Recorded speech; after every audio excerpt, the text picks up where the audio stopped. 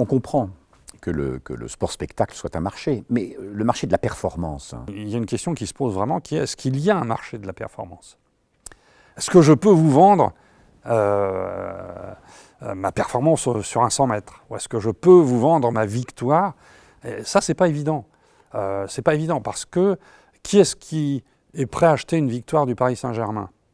Un super fan du Paris Saint-Germain. Lui, il va au stade pour voir gagner le Paris Saint-Germain. Mais le téléspectateur, non, parce que le téléspectateur, ce qu'il veut, c'est un bon match. Donc il veut qu'il y ait un bon adversaire contre le Paris Saint-Germain pour qu'il y ait un match à enjeu, dont le résultat est incertain, où il y a du suspense. Voilà. Donc il y a des conditions de vente d'une performance quand on est au niveau d'une vente à un individu. Il faut lui vendre un spectacle de qualité. Après, on peut discuter qu'est-ce que c'est que la qualité d'un spectacle, mais il faut lui vendre un spectacle de qualité. Si vous organisez un match entre deux équipes nulles au fin fond de la Lozère, vous n'aurez personne, quoi. Voilà. Mais il y a une autre manière de répondre, et c'est celle-là qui est nouvelle, c'est celle-là à laquelle les économistes s'intéressent depuis une période plus récente, c'est n'y a-t-il pas, d'une certaine façon, un marché mondial de la performance sportive, non pas individuelle, mais des équipes nationales.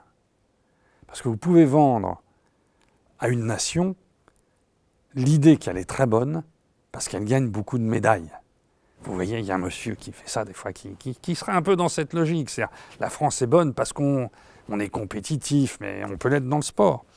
Et donc, en effet, on peut se poser vraiment la question, et des économistes ont répondu que ça a un sens de parler d'une sorte de marché des performances sportives mondiales.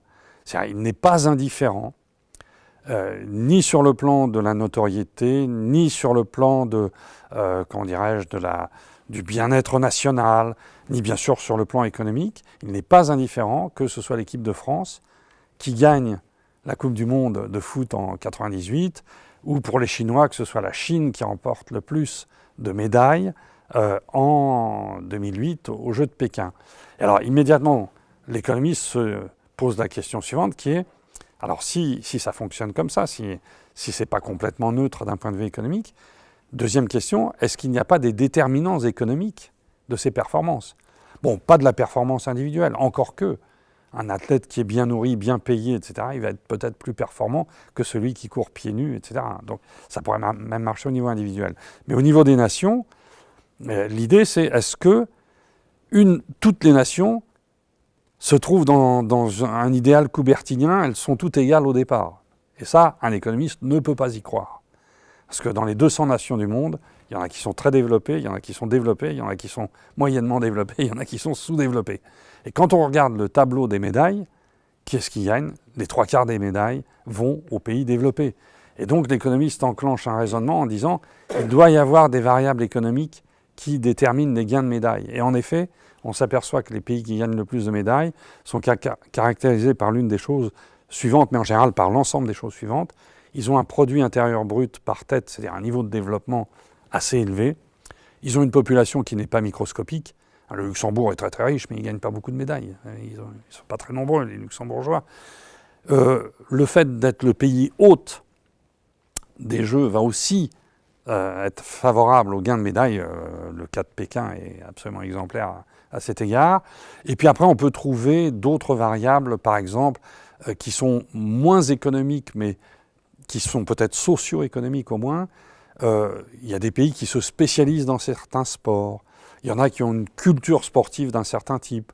Donc les sprinteurs, ils sont en Amérique centrale et en Amérique du Nord. Les coureurs de fond, ils sont plutôt dans l'Est de l'Afrique. Les haltérophiles, ils sont dans les Balkans et en Turquie. Enfin, voilà. Et donc, si on intègre aussi ce genre de variables, on arrive à expliquer très bien la répartition des médailles entre les pays. Et éventuellement, si on a su expliquer ça, on peut peut-être faire des pronostics sur le coup d'après.